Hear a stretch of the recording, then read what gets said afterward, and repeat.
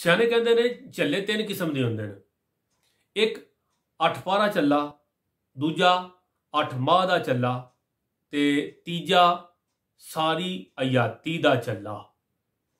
8 ਪਾਰਾ ਝੱਲਾ ਤੇ ਉਹ ਹੈ कि जिहड़ा मेहमान बन के किसी के घर गया, अगलियां आख्या खाना खा लो तो इस आख्या नहीं मैं खा के आया, हालांकि भुख लगी आई।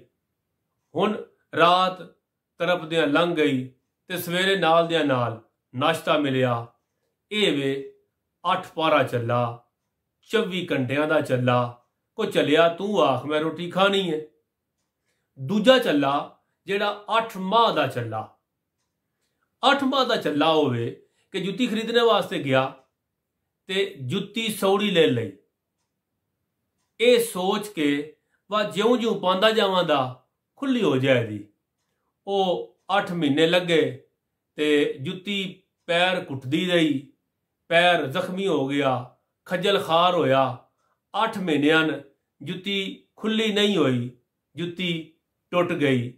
ਉਹ ਚਲਿਆ ਤੂੰ ਜਦੋਂ ਜੁੱਤੀ ਲੈਣਾ ਪਿਆ ਤੇ ਉਹ ਜੁੱਤੀ ਲੈ ਜਿਹੜੀ ਤੈਨੂੰ ਪੂਰੀ ਹੈ। ਤੇ ਤੀਸਰਾ ਚੱਲਾ ਜਿਹੜਾ ਸਾਰੀ ਜ਼ਿੰਦਗੀ ਦਾ ਚੱਲਾ, ਇਹ ਉਹ ਬੰਦਾ ਜਿਸ ਝੱਲੀ ਬੀਬੀ ਨਾਲ ਵਿਆਹ ਕਰ ਲਿਆ ਤੇ ਇਹ ਸੋਚ ਕੇ ਵਿਆਹ ਕੀਤਾ ਪਰ ਜਿਉਂ-ਜਿਉਂ ਵਕਤ ਗੁਜ਼ਰੇਦਾ ਸਿਆਣੀ ਹੋ ਜਾਏਗੀ। ਵਕਤ ਗੁਜ਼ਰ ਗਿਆ ਤੇ ਸਿਆਣੀ ਕੋਈ ਨਾ ਹੋਈ। ਇਹ ਚੱਲਾ सारी अयाती दा चला। ते इस गल उत्ते तुसां घर विच पंडी नहीं पानी।